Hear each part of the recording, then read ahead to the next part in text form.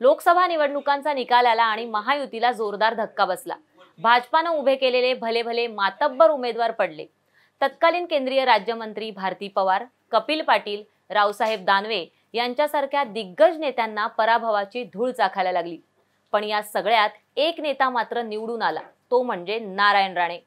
भले भले ही निवडणूक हरले, पण कोकणचो नेतो निवडून इलो। शिवसेनेचा 40 वर्षांचा बालेकिल्ला राणेंनी कसा भेदून काढला, त्यांच्या विजयाची कारणं काय, तीच या व्हिडिओच्या माध्यमातून जाणून घेऊया। नमस्कार, मी प्राजक्ता परब आणि तुम्ही पाहताय माय महानगर। लोकसभा निवडणुकीतील रत्नागिरी सिंधुदुर्ग हा मतदारसंघ कायम शिवसेनेचा बालेकिल्ला राहिलाय। मागच्या 40 वर्षांपासून शिवसेना इथे राज्य करते। असं जरी असलं तरीही नारायण राणेंनी हा मतदारसंघ पिंजून काढत विजयश्री खेचून आणला। या मतदारसंघात शिंदे गटाला उमेदवारी मिळणार असं बोललं जात होतं।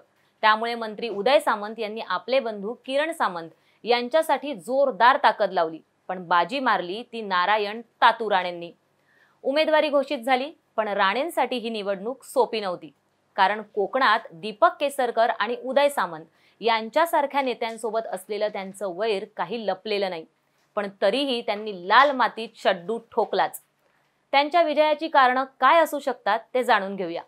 आता जरी नारायण राणे भाजपात असले तरीही कोकणात शिवसेना पोहोचवणारे नेते अशी त्यांची ओळख आजही कायम आहे। त्यामुळे तिथल्या जुन्या शिवसैनिकांशी त्यांची नाळ जोडलेली आहे। नारायण राणेंनी कोकणात विकासाचं मॉडेल नेहमीच समोर ठेवलं। आता झालेल्या चिपी विमानतळातही त्यांचं मोठं योगदान आहे। इतकंच काय तर ही आपली शेवटची निवडणूक असल्याचं भावनिक आवाहनही त्यांनी कोकणच्या जनतेला केलं होतं। त्याचेही पडसाद त्यांच्या विजयात दिसून येत आहेत। नारायण राणेंसाठी घेतलेल्या सभेत राज ठाकरेंनी तुम्हाला बेंच वाजवणारा खासदार हवाय की काम करणारा, असा सवालही उपस्थित केला होता। त्यामुळे ठाकरे आडनावाचं वलयही राणेंच्या विजयाला कारणीभूत ठरलं असं बोललं जातं आणि राणेंनी राज ठाकरेंना निवडून आल्यानंतर त्यांचे आभारही मानले होते। तुम्हाला काय वाटतं, राणेंच्या विजयाची काय कारणं असू शकतात? आम्हाला कमेंट करून नक्की सांगा। आणि असेच माहितीपर आणि नवनवीन व्हिडिओ पाहण्यासाठी आमच्या माय महानगर लाईव्ह या YouTube चॅनलला सबस्क्राईब करायला विसरू नका।